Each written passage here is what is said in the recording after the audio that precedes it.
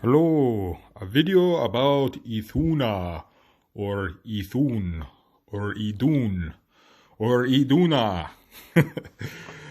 Originally, though, if you break it down to Proto-Germanic and writing with the elder Futhark, it would have been spelled Isa Thurisats Nauthis, and this would be pronounced Iđunna. So that is the original of this goddess's name, is Iđunna.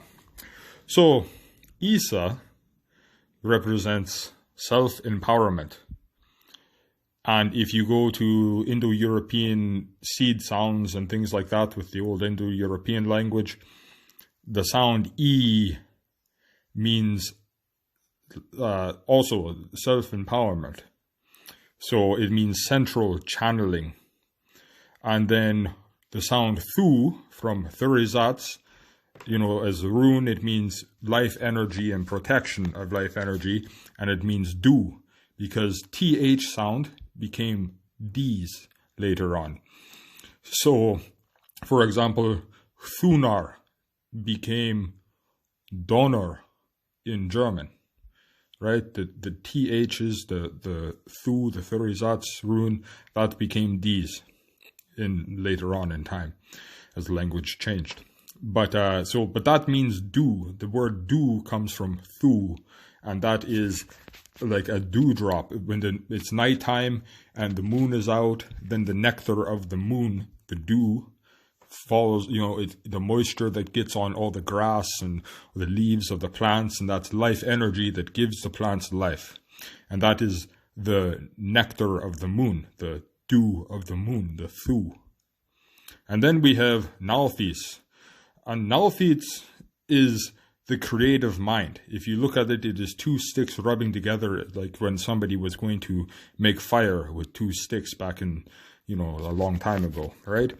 So that is the creative mind, is what Nauthis rune means. And if you look at what Na means in the Indo-European seed sounds, it means like a light elf, a white, or a spirit. And, elf power, light energy and power. Which is interesting because when I read to you the mythology here, Iđunna gets her name from the light elves. They are who named her. So one thing I'd like to talk about, the reason why I have her popping up, is because recently I've woken up to a few dreams, and I remember the dreams were with her appearing to me. And also a few times when I'm doing my energy work, she has also appeared to me. And I would like to point out that she always appears to me with green skin. I do not know why, but she always appears to me as a beautiful woman with green skin the color of like a Granny Smith apple, which is a little bit different because normally a person thinks of apples, they think of the red apple, they don't think of the green apple. But for some reason, to me, she always appears with green skin, and it reminds me of a Granny Smith apple.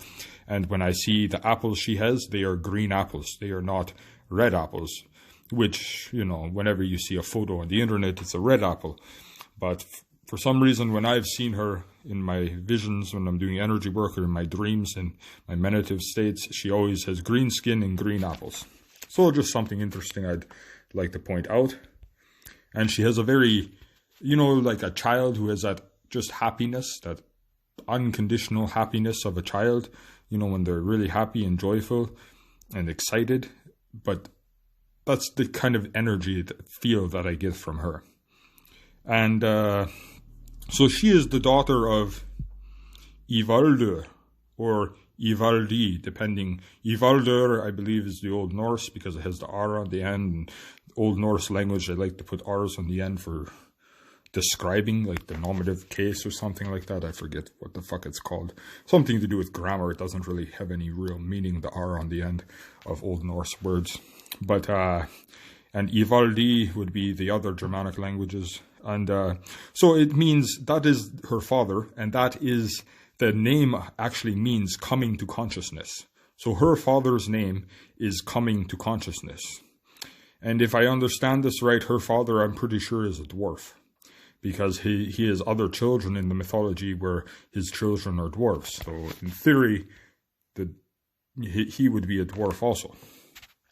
But like I say, and she was named by the elves. So now I will read. I've read 3 English translations, and I've read the Old Norse just within the last day here. And I will read the one English translation that I find reflects the Old Norse the most correct. So this is from Odin's Korpsgalder.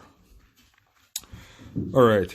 The inquiring goddess descended from dwarves, sunk down from the ash Yggdrasil, stay in the valleys. The elder ones of the children of Ifaldr,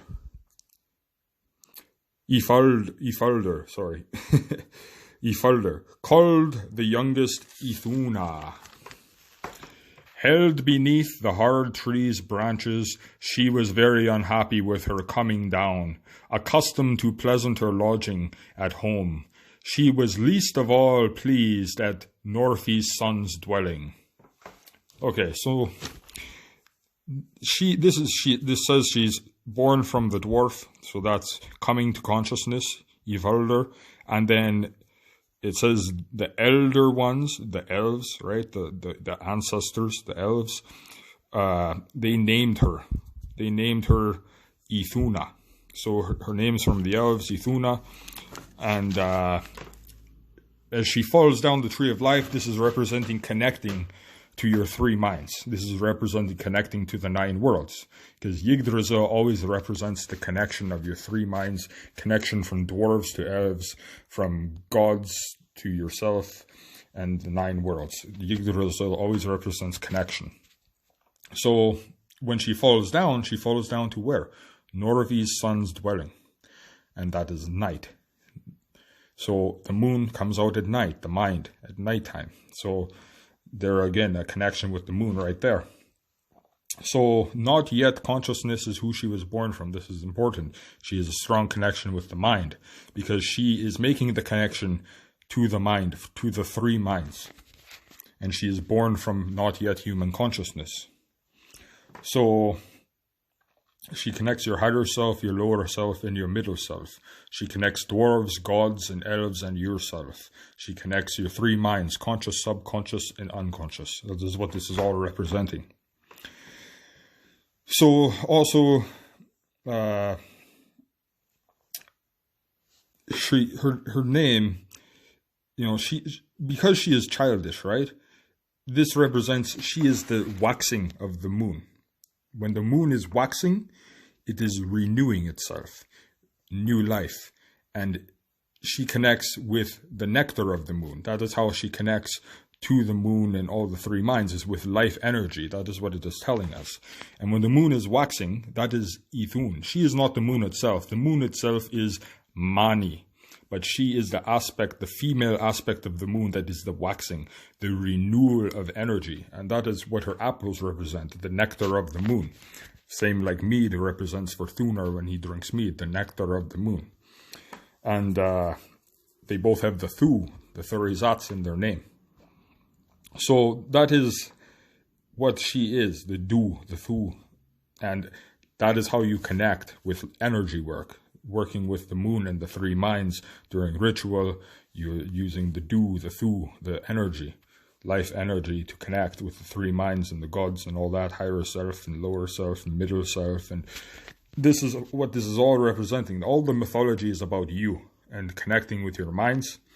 And that is what it is all about. So she is the waxing aspect of the moon, which is the renewal of the mind with the nectar of the moon. That is how she always has, and it is endless. That is why she always has the same amount of apples, the same amount of life energy nectar in her basket, because it never runs out. It is endless.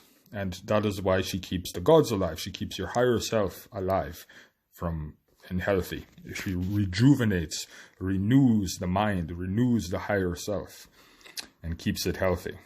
And that is the immortal aspect of her. So I just thought I'd explain a little bit about Iđunna and how she is, in a way, in my opinion, she is the female aspect of the moon as far as the Germanic mythology goes, because she is the waxing of the moon. But she is not the moon itself. That is Mani. Tus.